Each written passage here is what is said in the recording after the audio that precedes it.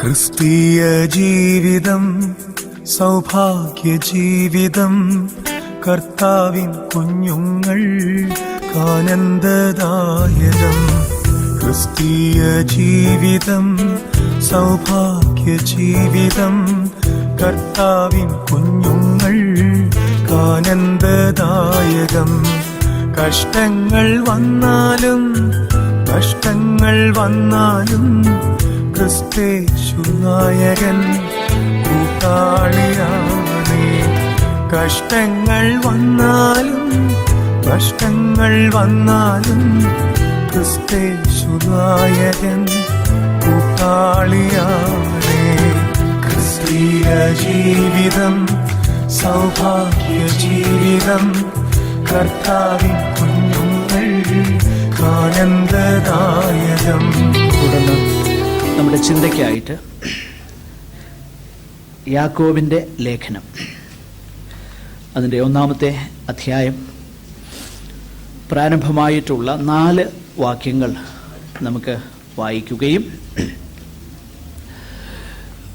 കർത്താവിൻ്റെ കൃപയിൽ ആശ്രയിച്ച് വരുന്ന ആഴ്ചകളിൽ യാക്കോബിൻ്റെ ലേഖനത്തിൽ നിന്ന് തുടർച്ചയായിട്ട് നമുക്ക് ചിന്തിക്കുകയും ചെയ്യാം. ക്രമീകൃതമായിട്ട് ദൈവവചനം ശുശ്രൂഷിക്കുന്നത് കൊണ്ട് വളരെ ഗുണങ്ങളുണ്ട്, അത് നമുക്ക് അറിയാം. കർത്താവ് എനിക്ക് തന്ന കൃപയ്ക്കൊത്തവണ്ണം കഴിഞ്ഞ വർഷങ്ങളിൽ മിക്കവാറും ലേഖനങ്ങളൊക്കെ നമ്മൾ ഏകദേശം കവർ ചെയ്തു. ഒരു ഇൻഡെപ്തായിട്ടുള്ള കാര്യങ്ങൾ പ്രസംഗ സന്ദർഭങ്ങളിൽ പലപ്പോഴും പറയാൻ കഴിയുന്നില്ല. അത് ബൈബിൾ ക്ലാസ്സിൽ കൂടുതലായിട്ട് അങ്ങനെ ചെയ്യുവാനായിട്ട് നമുക്ക് കഴിയുന്നുണ്ടല്ലോ. എങ്കിലും ബൈബിൾ ക്ലാസ്സും വെള്ളിയാഴ്ചകളിലുള്ള പ്രസംഗങ്ങളും ഒക്കെയായിട്ട് ലേഖനങ്ങൾ മിക്കവാറുമൊക്കെ ചുരുക്കം ചില യാക്കോബിൻ്റെ ലേഖനം അതിലൊന്നാണ്. ഇനിയും യൂദായുടെ ലേഖനം കൂടെ കഴിയുമ്പോൾ കർത്താവിൻ്റെ വരവ് താമസിച്ചാൽ ലേഖനങ്ങളൊക്കെ നമ്മൾ കവർ ചെയ്യും. എന്നാൽ നിങ്ങൾ ചിന്തിക്കും, ഇനി എന്നെ പ്രസംഗിക്കുമെന്ന്. ഇനിയും ഇതേ ലേഖനങ്ങളിൽ തന്നെ വീണ്ടും അടുത്ത 50 വർഷം കൂടി പ്രസംഗിച്ചാലും തീരുകയില്ല. അതുകൊണ്ട് പ്രസംഗം തീർന്നു പോകുന്നൊന്നും ആരും പേടിക്കണ്ട. നമ്മളൊരല്പം ഒരു ചെറിയ കോണിലേ വന്നിട്ടുള്ളൂ. ദൈവം നമ്മെ സഹായിക്കട്ടെ. യാക്കോബിൻ്റെ ലേഖനത്തിലേക്ക് നമ്മുടെ ശ്രദ്ധയെ തിരിക്കാം. യാക്കോബിൻ്റെ ലേഖനം ഇന്ന് പ്രാരംഭമായിട്ട് ചില കാര്യങ്ങൾ നമ്മൾ ചിന്തിക്കുകയാണ്. എങ്കിലും അധികമായിട്ട് നമ്മൾ സാധാരണ ചെയ്തു വരുന്നത് പോലെ ഒരുപാട് പശ്ചാത്തലങ്ങളൊന്നും പറയാൻ ഞാൻ ആഗ്രഹിക്കുന്നില്ല. അത്യാവശ്യമായിട്ടുള്ള ചില കാര്യങ്ങൾ നമുക്ക് കാണുകയും അതിൻ്റെ മെസ്സേജ് മനസ്സിലാക്കുവാനായിട്ട് പരിശ്രമിക്കുകയും ചെയ്യാം. പ്രാരംഭമാകുന്ന 4 വാക്യങ്ങളാണ് ഈ ആഴ്ചയിലും അടുത്ത ആഴ്ചയിലും നമ്മൾ ചിന്തിപ്പാനായിട്ട് താല്പര്യപ്പെടുന്നത്. യാക്കോബിൻ്റെ ലേഖനം 1-ാം അധ്യായം അതിൻ്റെ 1 മുതൽ 4 വരെയുള്ള വാക്യങ്ങളാണ് ഈ 2 ആഴ്ചകളിൽ കർത്താവിൻ്റെ ഹിതമെങ്കിൽ നമ്മൾ ചിന്തിപ്പാനായിട്ട് താല്പര്യപ്പെടുന്നത്. നമുക്ക് ആ വേദഭാഗം ഒന്ന് വായിച്ചുകൊണ്ട് ആ ഭാഗം ചിന്തിക്കാം. ദൈവത്തിൻ്റെയും കർത്താവായ ആർക്കെങ്കിലും സഹോദരന്മാർ യെസ്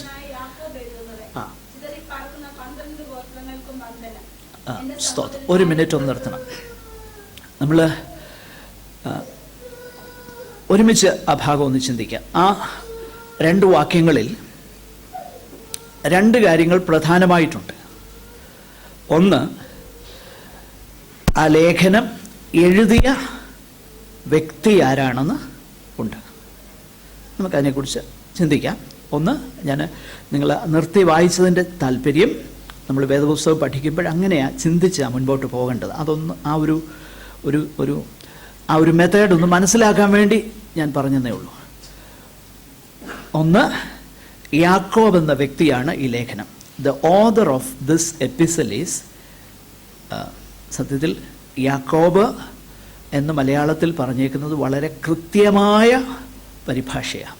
ഇംഗ്ലീഷിലുള്ള ജെയിംസ് അല്ല സത്യത്തിൽ, ജേക്കബ്, യാക്കോബ് എന്നുള്ളത് തന്നെയാണ് കൃത്യമാകുന്ന പരിഭാഷ. എനിവേ, നമുക്ക് മുൻപോട്ട് ചിന്തിക്കാം. യാക്കോബ് എന്ന ഓദർ അല്ലെങ്കിൽ യാക്കോബാണ് ഈ ലേഖനം എഴുതിയത്. 2, ആർക്കാണ് ഇതെഴുതിയതെന്ന് അവിടെ കാണുന്നു. ചിതറിപ്പാർക്കുന്ന 12 ഗോത്രങ്ങൾക്കും വന്ദനം. അപ്പോൾ ആരെഴുതി, ആർക്കെഴുതി? ഇനിയും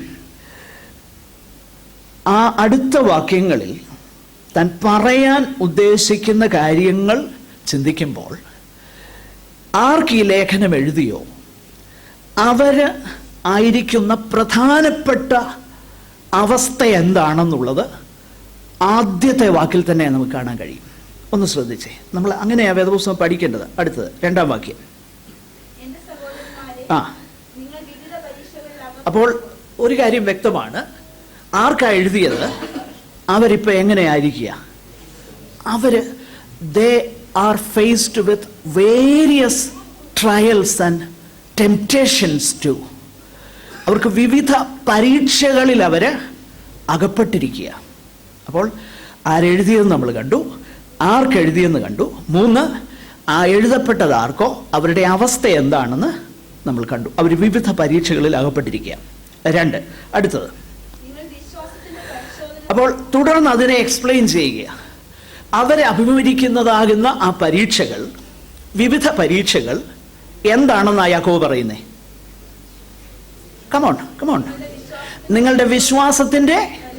അപ്പോൾ ടെസ്റ്റ് ഓഫ് യുവർ ഫെയ്ത്ത്. അപ്പോൾ James the apostle, Jacob the apostle writes to 12 tribes who are scattered around, who are faced with trials, and that trials are called their test of faith. ഇത്രയും കാര്യം നമ്മൾ മനസ്സിലാക്കി. ആർക്കെഴുതി, ആരെഴുതി, അവരുടെ അവസ്ഥ എന്ത്, പിന്നെ അവരഭിമുഖീകരിക്കുന്ന പ്രശ്നങ്ങളെ യാക്കോബ് എങ്ങനെയാണ് കാണുന്നതെന്ന് നമ്മൾ കണ്ടു. ആ ഓദർ ഈ സഹോദരങ്ങൾ കടന്നു പോകുന്ന പ്രശ്നങ്ങളെ എങ്ങനെയാണ് കാണുന്നത്? താൻ പറയുന്നത് അതെന്താ? വിശ്വാസത്തിൻ്റെ പരിശോധന ആകട്ടെ. ഇനി ആ വിശ്വാസത്തിൻ്റെ പരിശോധന ഒരു കാര്യം നിങ്ങളിൽ ചെയ്യും. നമ്മൾ ഈ ഭാഗം ഞാൻ ഇൻട്രൊഡക്ഷനായിട്ടാണ് പറയുന്നത്, നമ്മൾ മടങ്ങി വരും ആ ഭാഗത്തേക്ക്. ഒരു കാര്യം നിങ്ങളിൽ ചെയ്യും. എന്താ അത് ചെയ്യുന്നേ? നിങ്ങളുടെ വിശ്വാസത്തിൻ്റെ പരിശോധന. അപ്പോൾ അവരോട് പറയുകയാണ്, സഹോദരങ്ങളെ, നിങ്ങളുടെ വിശ്വാസത്തിൻ്റെ പരിശോധന സ്ഥിരത. അപ്പം നിങ്ങൾ അഭിമുഖീകരിക്കുന്ന ഈ പ്രശ്നങ്ങൾ അത് വിശ്വാസത്തിൻ്റെ പരിശോധനയാണ്, അത് ടെസ്റ്റാണ്. അത് നിങ്ങളെ തകർത്ത് കളയല്ല ചെയ്യുന്നത്. പിന്നെ നേരെ മറിച്ച് എന്ത് ചെയ്യും? നിങ്ങളുടെ ജീവിതത്തിൽ നിങ്ങളെ ഉറപ്പിക്കും, സ്ഥിരതയുണ്ടാക്കും. അവരോട് പറയുക, നിങ്ങളെ സ്ഥിരപ്പെടുത്തും എന്ന് പറഞ്ഞാൽ, ഈ പണ്ട് കാലത്തൊക്കെ നമ്മൾ വീടൊക്കെ ഉണ്ടാക്കാൻ കുറ്റി നാട്ടത്തില്ലേ? അപ്പോൾ എന്തു ചെയ്യും? നാട്ടിൻപുറത്തൊക്കെ ഉള്ളവർക്കറിയാം. ആ കുഴി കുഴിച്ചേച്ച് അതൊക്കെ നാട്ടി കല്ലുമൊക്കെ ഇട്ട് ഇടിച്ചിട്ട് ഒടുവിൽ എന്ത് ചെയ്യും? ഒന്ന് കുലുക്കി അതെന്ത് ചെയ്യും? അറിയാമോ? It will shake. ആ ഷെയ്ക്ക് അതെന്തോ ഉണ്ടാക്കും അതിന്. അതേ തത്വം തന്നെയാണ് ഇന്ന് ഈ കോൺക്രീറ്റ് ചെയ്യുമ്പോഴും അതേ തത്വമാണ് ഉപയോഗിക്കുന്നത്, അല്ലേ ജോസൂട്ടി? അതേ തത്വം തന്നെയാ, അതേ തത്വം തന്നെ എന്ന് പറഞ്ഞു കഴിഞ്ഞാൽ അതിനെ എന്ത് ചെയ്യുക? ഷെയ്ക്ക് ചെയ്തതിനെ ഉറപ്പിക്കുക. അപ്പോൾ ഇവിടെ യാക്കോബ് പറയുകയാണ്, നിങ്ങളുടെ വിശ്വാസത്തിൻ്റെ പരിശോധന എന്ന ഈ ഷെയ്ക്കിങ് നിങ്ങൾക്ക് എന്തോ ഉണ്ടാക്കും? സ്ഥിരതയുണ്ടാക്കും. നിങ്ങൾ ഉറച്ചവരായി തീരും. അതുകൊണ്ട് നിങ്ങൾ എന്ത് ചെയ്യണം? അടുത്തത് അപ്പോൾ അത് അശേഷം വിശ്വാസത്തിൻ്റെ പരിശോധന അതിൽ തന്നെ സന്തോഷമല്ല. പക്ഷെങ്കിൽ when you think about the end result of trials, that should make you joyful. അതായത് നിങ്ങളുടെ വിശ്വാസത്തിൻ്റെ പരിശോധന സ്ഥിരത ഉണ്ടാക്കുന്നു അല്ലെ ഉളവാക്കുന്നു എന്ന് അറിഞ്ഞ് അത് അശേഷം സന്തോഷമെന്ന് എണ്ണുവിൻ. അപ്പോൾ ഈ 3 വാക്യങ്ങളിൽ ലേഖനത്തിൻ്റെ പ്രധാനപ്പെട്ട ചിന്ത നമ്മൾ മനസ്സിലാക്കുകയാണ്. ആരെഴുതി എന്നുള്ളതും ആർക്കെഴുതി എന്നുള്ളതും അവരായിരിക്കുന്ന സാഹചര്യം എന്തെന്നും എല്ലാം നമ്മൾ ഈ ലേഖനത്തിൽ കാണുകയാണ്. മാത്രമല്ല, അവരുടെ പ്രധാനപ്പെട്ട പ്രയാസം അവരഭിമുഖീകരിക്കുന്നതാകുന്ന ആ പ്രശ്നത്തിൻ്റെ വെളിച്ചത്തിലാണ് ഈ ലേഖനം എഴുതുന്നത്. അതിൽ പ്രധാനപ്പെട്ട വിഷയം എന്താണ് എന്ന് നമ്മൾ കാണുകയാണ്. നമുക്ക് മടങ്ങി വരാം. അല്പം ചില കാര്യങ്ങൾ പറഞ്ഞ് പെട്ടെന്ന് മുൻപോട്ട് പോവുക. ഒന്ന്, ഈ യാക്കോബ് എന്ന് പറയുന്ന വ്യക്തി ആരാണ്? പുതിയ നിയമത്തിൽ യാക്കോബ് എന്ന് പറയുന്ന അനേക പേരുകളുണ്ട്. യോഹന്നാൻ്റെ സഹോദരനാകുന്ന യാക്കോബുണ്ട്. ആ യാക്കോബ് അല്ല ഈ ലേഖനം എഴുതിയത്.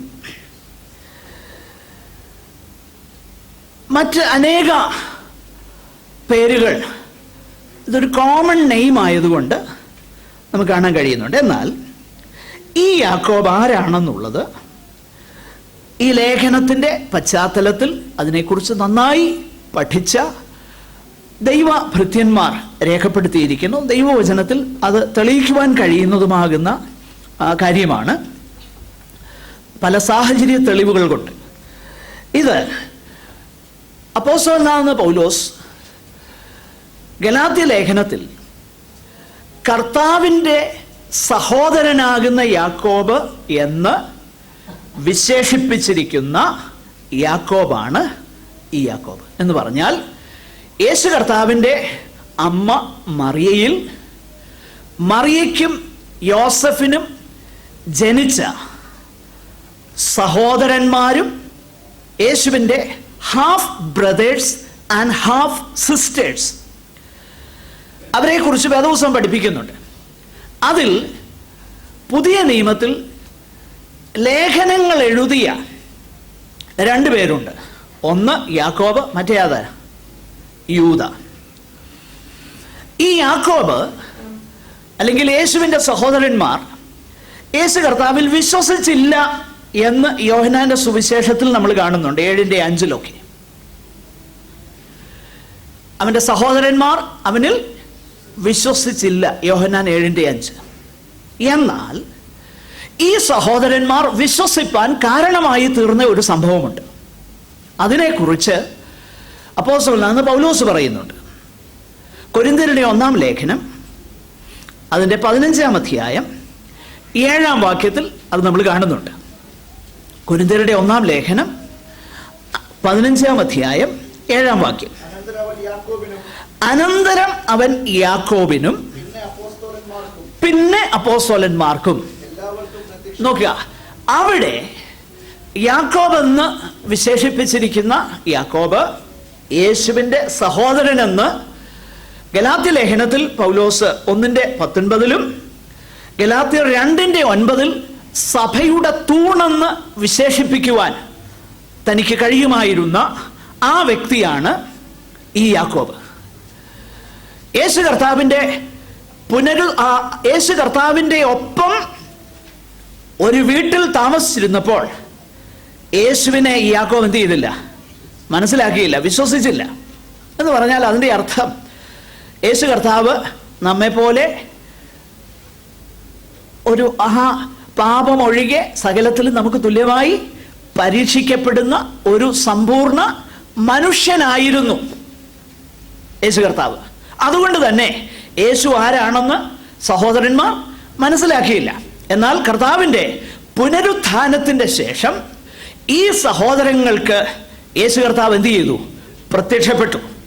യേശു കർത്താവിൻ്റെ പുനരുത്ഥാനമാണ് യേശു ആരാണ് എന്നുള്ളത് മനസ്സിലാക്കുവാനും അംഗീകരിപ്പാനും മാത്രമല്ല, ഇപ്പോൾ താൻ തന്നെ വിശേഷിപ്പിക്കുന്നത് എന്താ? വായിച്ചേ. യേശു എങ്ങനെ? 1-ാം വാക്യം. കർത്താവായ യേശു ക്രിസ്തുവിൻ്റെയും, നോക്കുക, ദൈവത്തിൻ്റെയും, പിതാവായ ദൈവത്തിൻ്റെയും കർത്താവായ യേശു ക്രിസ്തുവിൻ്റെയും. ആ പദപ്രയോഗങ്ങൾ വളരെ ഇമ്പോർട്ടൻ്റാ. പിതാവാകുന്ന ദൈവത്തിന് ഈക്വലായിട്ടാണ് തൻ്റെ ഒപ്പം വളർന്ന ജ്യേഷ്ഠ സഹോദരനാകുന്ന യേശുവിനെ അപ്പോസ്തലനാകുന്ന പത്രോസ് ഇപ്പൊ പറയുന്നത് എങ്ങനെയാ? കർത്താവായ യേശു ക്രിസ്തു. ആ പദപ്രയോഗം പഴയ നിയമത്തിൽ യഹോവ എന്ന് മലയാളം വേദപുസ്തകത്തിൽ ഉപയോഗിച്ചിരിക്കുന്ന ആ പദപ്രയോഗത്തിന് ഇംഗ്ലീഷിൽ നമ്മൾ കാണാം Lord, LORD, capital letter Lord, കർത്താവ്.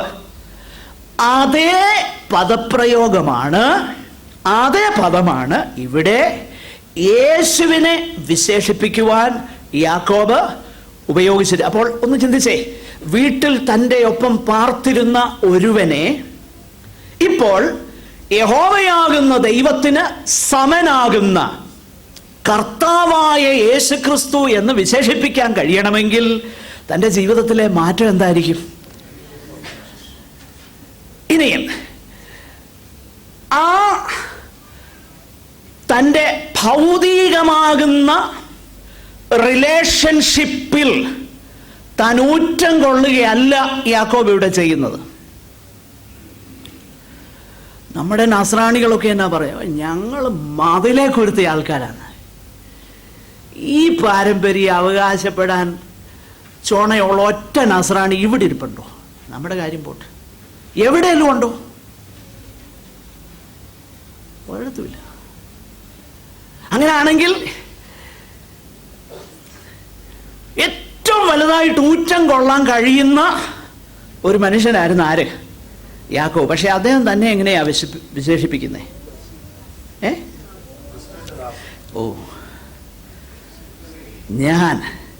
ഞാൻ ആരാ? എനിക്ക് യേശുവുമായിട്ടുള്ള ബന്ധം എന്നാ? ഞാൻ ആ യേശുവിൻ്റെ ഒപ്പം ഒന്നിച്ച് വളർന്നെന്നുള്ളതല്ല എൻ്റെ ബന്ധം, അതൊന്നുമല്ല ബന്ധം. My relationship is spiritual. I am a born slave. ഒരടിമയാ, ഒരു ദാസനാ. ആരുടെ ദാസൻ? ദൈവത്തിൻ്റെ ദാസനാണെന്നും ദാസിയാന്ന് പറയുന്നതിൽ അഭിമാനമുണ്ടാകണം കേട്ടോ. കർത്താവിൻ്റെ ദാസൻ എന്നൊക്കെ പറയുന്നത് ഒരു കൊച്ചു കാര്യമായിട്ട് ചിന്തിക്കരുത്. ഇന്ന് പലരും അങ്ങനെയാണ് ചിന്തിക്കുന്നത്. അതുകൊണ്ടാണ് ഈ റവറൻറ്റിനൊക്കെ പോകുന്നത്. കർത്താവിൻ്റെ ദാസൻ എന്ന് പറയുന്നത് ചെറിയ കാര്യമല്ല. അതിന് കാരണം നമ്മൾ ആരുടെ ദാസനായിരിക്കുന്നു, ദാസിയായിരിക്കുന്നു എന്നുള്ളതാ വിഷയം. അതാ വിഷയം. ഇവിടുത്തെ എമീറിൻ്റെ ദാസനാണെന്ന് പറയാൻ ചിലർ ഊറ്റം കൊള്ളും. എന്നാൽ താൻ മാത്രം അമർത്യതയുള്ളവനും മനുഷ്യർ ആരും കാണാത്തവനും കാണാൻ കഴിയാത്തവനും അടുത്തുകൂടാത്ത വെളിച്ചത്തിൽ വസിക്കുന്നവനും സകലത്തെയും ഒന്നുമില്ലായ്മയിൽ നിന്നും ഉളവാകട്ടെ എന്ന ഒരു വാക്കുകൊണ്ട് ദൃശ്യമായതാകട്ടെ അദൃശ്യമായതാകട്ടെ ഭൂമിയിലുള്ളതാകട്ടെ സ്വർഗത്തിലുള്ളതാകട്ടെ വാഴ്ചകളാകട്ടെ അധികാരങ്ങളാകട്ടെ സകലത്തെയും താൻ മുഖാന്തരവും തനിക്കു വേണ്ടിയും ഉണ്ടാക്കിയവനാകുന്ന സർവശക്തനാകുന്ന സർവജ്ഞാനിയാകുന്ന എല്ലായിടത്തുമുള്ളവനാകുന്ന ഭയങ്കരനാകുന്ന ആ ദൈവത്തിൻ്റെ ദാസനെന്ന് പറയാൻ കഴിയുന്നത് എത്രയോ വലിയ അഭിമാനമാണ്. എത്രയോ വലിയ അഭിമാനമാണ്. I am a servant of the Lord Jesus Christ. I am a servant of God the Father. അത് പറയുന്നതിൽ ഊറ്റം കൊള്ളണം. വേറെ ടൈറ്റിലുകളിലല്ല ഊറ്റം കൊള്ളേണ്ടത്. പാസ്റ്റർ എന്ന് പറയുന്നതിലല്ല ഊറ്റം കൊള്ളേണ്ടത്. സെക്രട്ടറി എന്ന് പറയുന്നതിലല്ല ഊറ്റം കൊള്ളേണ്ടത്. പ്രസിഡന്റ് എന്ന് പറയുന്നതിലല്ല നമ്മുടെ അഭിമാനം. നോ, ദൈവത്തിൻ്റെ ദാസനാണോ ദാസിയാണോ അതിൽ അഭിമാനിക്കാൻ കഴിയണം. അതിൽ പരം വേറെ എന്തഭിമാനമാണ് നമുക്ക് ഈ ഭൂമിയിൽ ഉണ്ടാകാനുള്ളത്? അതിനേക്കാൾ വലിയ കാര്യമൊന്നുമില്ല. കാരണം ഈ ദൈവത്തിൻ്റെ ദാസൻ എന്നൊക്കെ പറയുന്നത് പഴയ നിയമത്തിൽ ഏറ്റവും വലിയ ഭക്തന്മാരെ വിശേഷിപ്പിക്കാൻ ഉപയോഗിച്ചിരിക്കുന്ന പദങ്ങളിൽ ഒന്നാണ് ദൈവത്തിൻ്റെ ദാസൻ. മോശയെ അങ്ങനെയാണ് വിശേഷിപ്പിച്ചിരിക്കുന്നത്, യഹോവയുടെ ദാസൻ എന്നാ. യാക്കോബിനെ എങ്ങനെയാണ് യഹോവയുടെ ദാസൻ എന്നാ. അങ്ങനെ അനേക ഭക്തന്മാരെ ശമൂവേലിനെ എങ്ങനെയാണ് ഉപയോഗിച്ചിരിക്കുന്നത്, യഹോവയുടെ ദാസൻ. അങ്ങനെയെങ്കിൽ ദൈവത്തിനു വേണ്ടി വൻകാര്യങ്ങൾ ചെയ്ത ആ നമ്മുടെ ചിന്തയിൽ പറഞ്ഞാൽ ആ വലിയ മനുഷ്യരെ അവർ തങ്ങളെ തന്നെ വിശേഷിപ്പിക്കാനും ദൈവത്തിൻ്റെ പരിശുദ്ധാത്മാവ് അവരെ വിശേഷിപ്പിക്കാനും ഉപയോഗിച്ചിരിക്കുന്നത് ദൈവത്തിൻ്റെ ദാസനാണെന്ന് ദൈവവചനം നമ്മളെ പഠിപ്പിക്കുന്നെങ്കിൽ, എൻ്റെ പ്രിയപ്പെട്ടവരെ, സാധുക്കളാകുന്ന നമ്മളെയും ദൈവത്തിൻ്റെ ദാസനെന്നും ദാസിയെന്നും വിളിക്കപ്പെടാനുള്ള മഹാഭാഗ്യം യേശുവിൻ്റെ കാൽവറിയിൽ ചൊരിയപ്പെട്ട രക്തത്തിൻ്റെ അടിസ്ഥാനത്തിൽ വിലയ്ക്ക് വാങ്ങി നമ്മളെ മക്കളും അവകാശികളുമാക്കിയതോർത്ത് നാം ദൈവത്തിന് സ്തോത്രം ചെയ്യണം. യാക്കോബ് അതുകൊണ്ട് തൻ്റെ മറ്റ് പദവികളെക്കുറിച്ചല്ല താൻ ഊറ്റം കൊള്ളുന്നത്. ഞാൻ ദൈവത്തിൻ്റെ ദാസനാണ്, യേശു ക്രിസ്തുവിൻ്റെ ദാസനാണ്. 2, നമ്മൾ മുൻപോട്ട് പോകുമ്പോൾ മറ്റൊരു കാര്യം കൂടെ പെട്ടെന്ന് പറഞ്ഞ് നമുക്ക് മുൻപോട്ട് പോകാം. ഇത് പറയുമ്പോൾ യാക്കോബ് വാസ്തവത്തിൽ അവരോട് കൺവേ ചെയ്യുവാൻ ആഗ്രഹിക്കുന്ന മെസ്സേജ്, ഇത് പറയുവാനുള്ളതാകുന്ന അധികാരം ദൈവം എനിക്ക് തന്നിരിക്കുന്നു എന്നുള്ള നിലയിലാണ്. ഇനിയും യാക്കോബ് എഴുതുന്നത്, ചിതറിപ്പാർക്കുന്ന 12 ഗോത്രങ്ങൾക്കും വന്ദനം. ഈ നിലയിൽ ആ വിശുദ്ധന്മാരെ അഭിസംബോധന ചെയ്തിരിക്കുന്നത് കൊണ്ട് പൊതുവെ ചിന്തിക്കുന്നത് ഇത് പ്രധാനമായിട്ടും യഹൂദ ക്രിസ്ത്യാനികളായിട്ടുള്ള ദൈവമക്കളെയാണ്. എന്നാൽ ഇവർ ക്രിസ്ത്യാനികളാണ്, പക്ഷെങ്കിൽ അവർ യഹൂദരായിരുന്നു. നമ്മൾ അപ്പോസ്തല പ്രവൃത്തിയിൽ വായിക്കുന്നു, അനേക പുരോഹിതന്മാരും അല്ലാത്തവരുമൊക്കെ വിശ്വാസത്തിന് അധീനരായി തീർന്നു എന്ന് നമ്മൾ അപ്പോസ്തല പ്രവൃത്തിയിൽ വായിക്കുന്നുണ്ട്.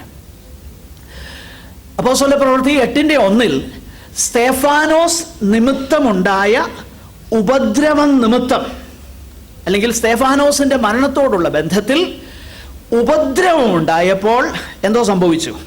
8:1 വലിയ ഉപദ്രവം നേരിട്ടു, അപ്പോസ്തലന്മാരൊഴികെ. അപ്പോൾ ബേസിക്കലി അന്ന് യെരുശലേമിലെ സഭയെന്നുള്ളത് യഹൂദന്മാരിൽ നിന്നും ക്രിസ്ത്യാനികളായി തീർന്നവരാ. യഹൂദന്മാരായിരുന്നവർ യേശു, അവർ ക്രൂശിച്ചു വന്ന യേശു എന്ന നസ്രായൻ മിശിഹായാണ് എന്ന് തിരിച്ചറിഞ്ഞ് യേശുവിനെ കർത്താവും രക്ഷകനുമായിട്ട് അംഗീകരിച്ച് വിശ്വാസ സ്നാനം സ്വീകരിച്ച് അപ്പം നുറുക്കുവാനും കൂട്ടായ്മ ആചരിപ്പാനും പ്രാർത്ഥന കഴിപ്പാനുമായിട്ട് ഒരുമിച്ച് കൂടി വന്നു അനേക യഹൂദന്മാർ. അവർക്ക് സ്തേഫാനോസിന്റെ കാലത്ത് നമുക്കറിയാം ആ ചരിത്രം, എന്ത് നേരിട്ടു? ഉപദ്രവം നേരിട്ടു. അവരെന്ത് ചെയ്തു? അപ്പോസ്തലന്മാരൊഴികെ എല്ലാവരും ചിതറിപ്പോയി. ഇവിടെ അപ്പോസ്തലൻ അഡ്രസ് ചെയ്യുന്ന, അല്ലെങ്കിൽ ആർക്ക് അഭിസംബോധന ചെയ്യുന്നു, അതെന്താ വായിക്കുന്നേ? ചിതറിപ്പാർക്കുന്ന 12 ഗോത്രങ്ങൾക്കും വന്ദനം എന്ന് പറഞ്ഞു കഴിഞ്ഞാൽ അവരുടെ ആ ദേശത്ത് നിന്ന് കർത്താവിൻ്റെ നാമം നിമിത്തം അവരെന്ത് ചെയ്തു? ചിതറിപ്പോയി. അപ്പോസ്തല പ്രവൃത്തി 11:19-20 വാക്യങ്ങളിലും അത് തന്നെ കാണുന്നുണ്ട്. അങ്ങനെ യേശു കർത്താവിൻ്റെ നാമം നിമിത്തം അവർ ചിതറിപ്പോയി. മാത്രമല്ല, അങ്ങനെ പോയ ആ സ്ഥലങ്ങളിൽ അവിടെയും അവർക്ക് ഉപദ്രവങ്ങൾ നേരിട്ടു. അവർക്ക് പരീക്ഷണങ്ങൾ, അവർക്ക് പലവിധമാകുന്ന പ്രശ്നങ്ങൾ നേരിട്ടു. അവരുടെ വസ്തുവകകൾ പിടിച്ചു പറിച്ചു. എബ്രായ ലേഖനത്തിൽ നമ്മൾ വായിക്കുന്നത് എങ്ങനെയാ? സ്വർഗത്തിൽ നിങ്ങൾക്ക് നിലനിൽക്കുന്ന ഉത്തമ സമ്പത്തുണ്ട് എന്നറിഞ്ഞ് നിങ്ങളുടെ സമ്പത്തുകളുടെ അപഹാരം സന്തോഷത്തോടെ സഹിച്ചു. അപ്പോൾ അവരുടെ സമ്പത്തുകളുടെ ആരാന്ന് ഇവർ ചിന്തിക്കണം.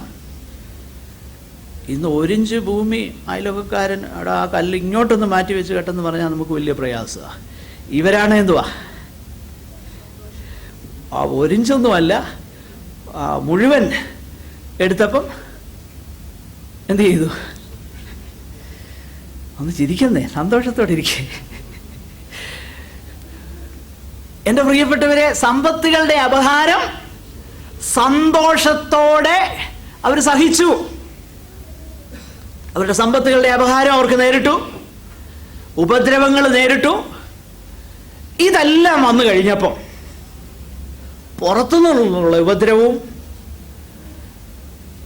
കർത്താവ് അവിടുത്തെ നീതി പെട്ടെന്ന് ചെയ്യുന്നില്ല എന്നുള്ള തോന്നലും ഒക്കെ ഉണ്ടായി കഴിഞ്ഞപ്പോൾ ഇവർക്കാകെപ്പാടെ പ്രശ്നങ്ങളായി. അവരെ ആത്മീകമായിട്ട് അവർ തളരാൻ തുടങ്ങി. പുറത്ത് പ്രശ്നം, അകത്തും പ്രശ്നം എന്ന് പറഞ്ഞാൽ ഭൗതികമാകുന്ന നിലയിൽ, ശാരീരികമാകുന്ന നിലയിൽ അവർ ഉപദ്രവം ഏൽക്കുന്നു. ആത്മീകമായിട്ടും അവർക്ക് എന്ത് സംഭവിക്കുക? പിന്മാറ്റം സംഭവിക്കുക. അതാണ് ഈ ലേഖനം വായിച്ചു നോക്കിയാൽ നമുക്ക് മനസ്സിലാക്കാൻ കഴിയുന്നത്. അവരിൽ പലരും ആ വിശ്വാസം പ്രൊഫസ് ചെയ്യുന്നുണ്ട്, തങ്ങൾ വിശ്വാസികളാണെന്ന് പറയുന്നുണ്ട്. പക്ഷേ പ്രായോഗിക ജീവിതത്തിൽ എന്തില്ല? ആ വിശ്വാസമില്ല. അതുകൊണ്ടാണ് യാക്കോബ് പറയുന്നത്,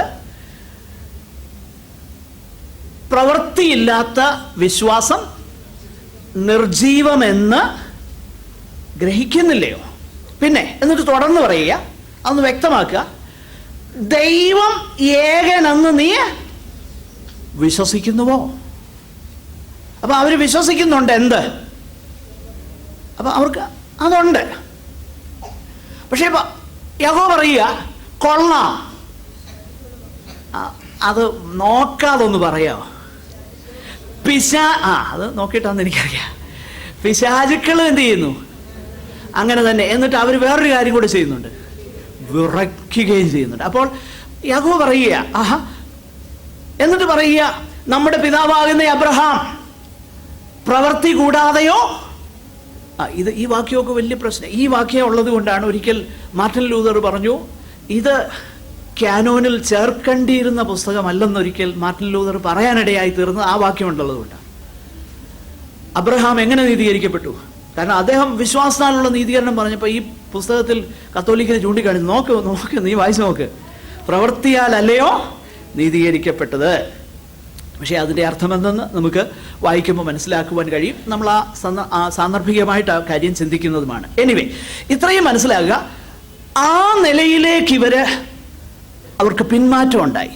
മാത്രമല്ല, അങ്ങനെ പിന്മാറ്റം ആയപ്പം അപ്പോസ്തലൻ പറയുന്ന ഒരു കാര്യം നമ്മളൊന്ന് ശ്രദ്ധിക്കണം. ഇവരോട് പറയുക, നിങ്ങളൊരു കാര്യം ചെയ്യ്, ഇപ്പം നിങ്ങൾക്ക് അത് തരും ഇത് തരുമെന്നൊന്നും ഞാൻ പറയുന്നില്ല. കേട്ടെ, ഇന്നത്തെ സുവിശേഷം അങ്ങനെയല്ലല്ലോ. ഇന്ന് ഇച്ചിരി കഷ്ടപ്പെട്ടാലും നാളെ കിട്ടുമല്ലോ എന്നോർത്തിട്ട് അങ്ങ് സഹിക്കുക.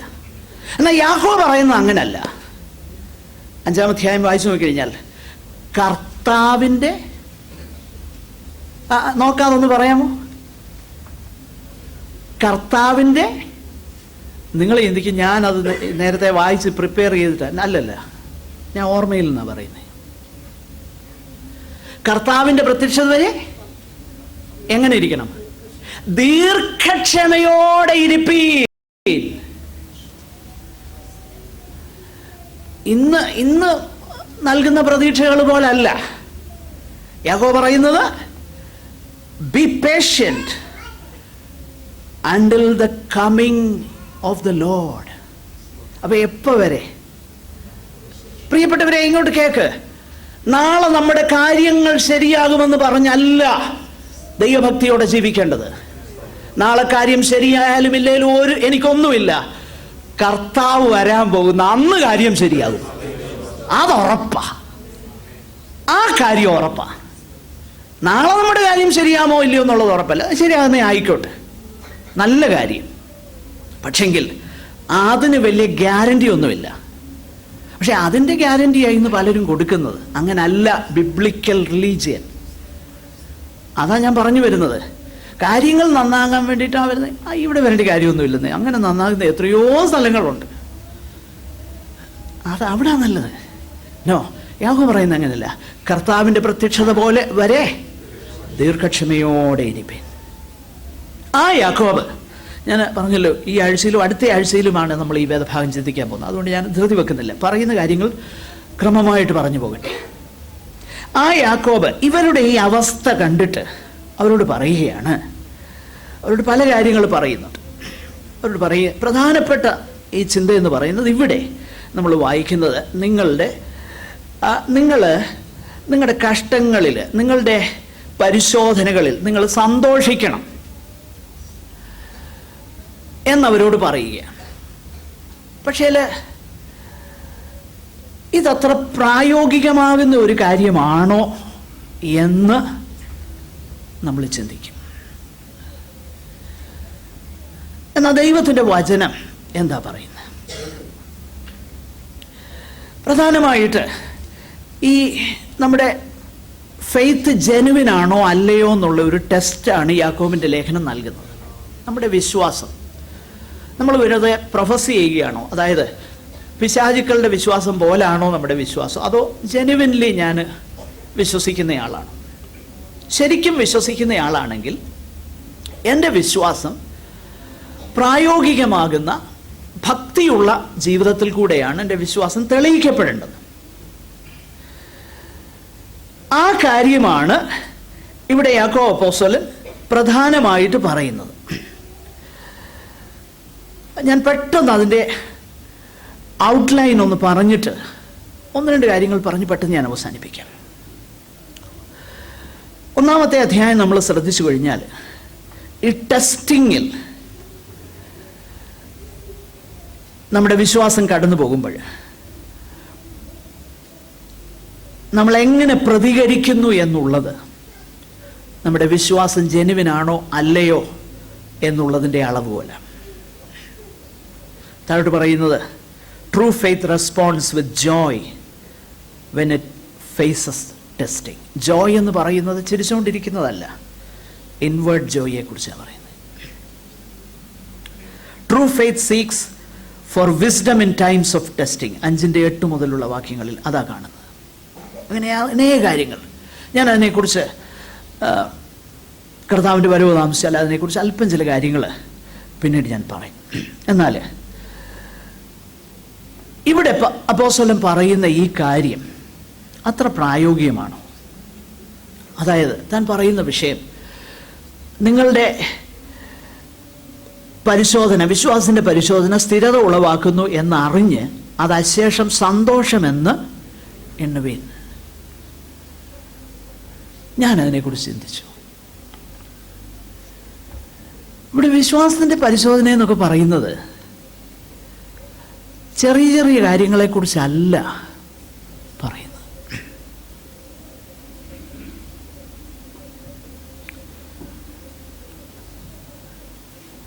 നമ്മൾ പലപ്പോഴും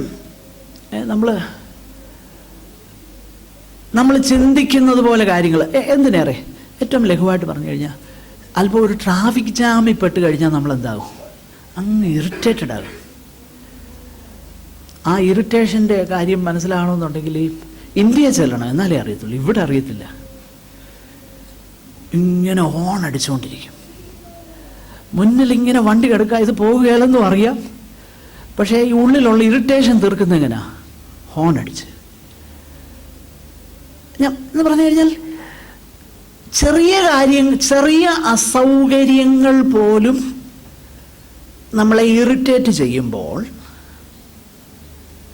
ഒരു വലിയ പ്രശ്നങ്ങളിൽ കൂടെ കടന്നു പോകുന്ന ഒരു മനുഷ്യനോട് ഇത് നിങ്ങളുടെ വിശ്വാസത്തിൻ്റെ പരിശോധനയാണെന്നും ഇത് സ്ഥിരതയുളവാക്കുന്നെന്നും അറിഞ്ഞ് അശേഷം സന്തോഷം എന്ന് എണ്ണുവീൻ എന്ന് പറയുന്നത് പ്രായോഗികമാണോ? അതാ എൻ്റെ ചോദ്യം. ഇത് പ്രായോഗികമാണോ?